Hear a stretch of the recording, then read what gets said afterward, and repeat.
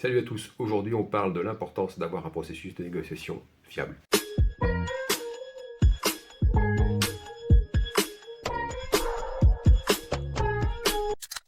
Pourquoi c'est tellement important d'avoir un processus de négociation fiable? Eh bien parce que si vous n'en avez pas, alors vous n'avez pas ce qu'il vous faut pour pouvoir espérer gagner de l'argent ou même survivre sur les marchés. Ah, on est clair là-dessus, hein. Vous ne survivrez pas sans un processus.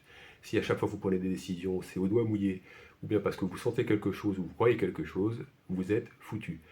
Je vais vous dire un truc tout de suite.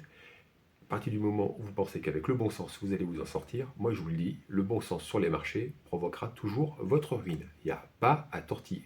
Je rappelle, un processus de négociation, c'est un ensemble de stratégies.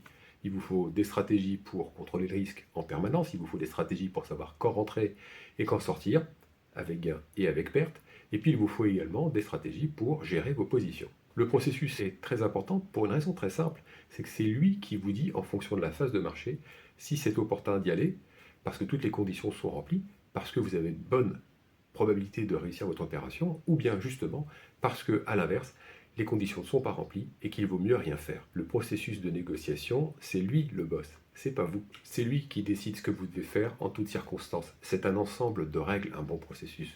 Et c'est à vous, en tant que bon trader, de suivre le processus à la lettre. Vous ne pouvez pas vous en sortir autrement si vous ne faites pas ça. Les règles, elles sont là pour faire en sorte que vous protégiez votre capital, pour commencer, et puis ensuite, ça va protéger votre rentabilité, et puis pour terminer, ça va vous donner tous les repères dont vous avez besoin pour pouvoir analyser et comprendre le contexte. Pour prendre une image, on pourrait dire simplement qu'investir sur les marchés sans un processus de négociation, eh bien c'est un petit peu comme prendre la mer sans avoir de carte, sans avoir de boussole, sans avoir de radio pour avoir un vague bulletin météo.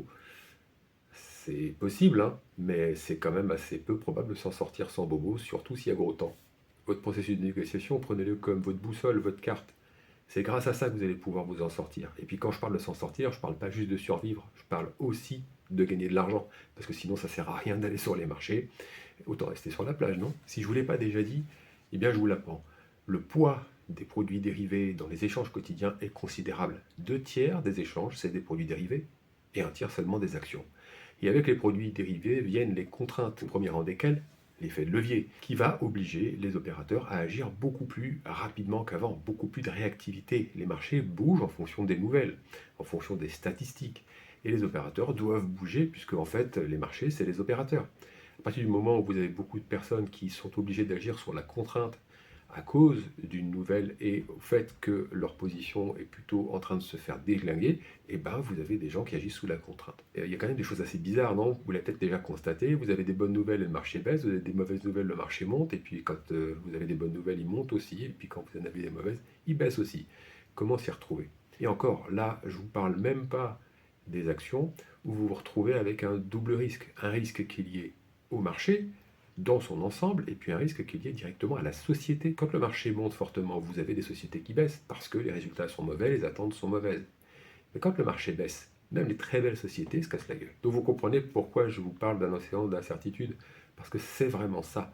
Vous êtes minuscule là-dedans, et sans des repères, vous ne pouvez pas vous en sortir. Le processus de négociation vous permettra de vous en sortir et de dégager des bénéfices à partir du moment où vous suivez vos règles, à partir du moment où vous êtes systématique, parce que c'est ce qui vous permettra d'être régulier, comme je vous l'ai dit dans la précédente vidéo. Dans la prochaine vidéo, je vous listerai les 3 éléments qui, selon moi, sont totalement indispensables pour conclure que votre processus de négociation est fiable et qu'il vous permettra d'être rentable et qu'il vous permettra de traiter en toute sérénité.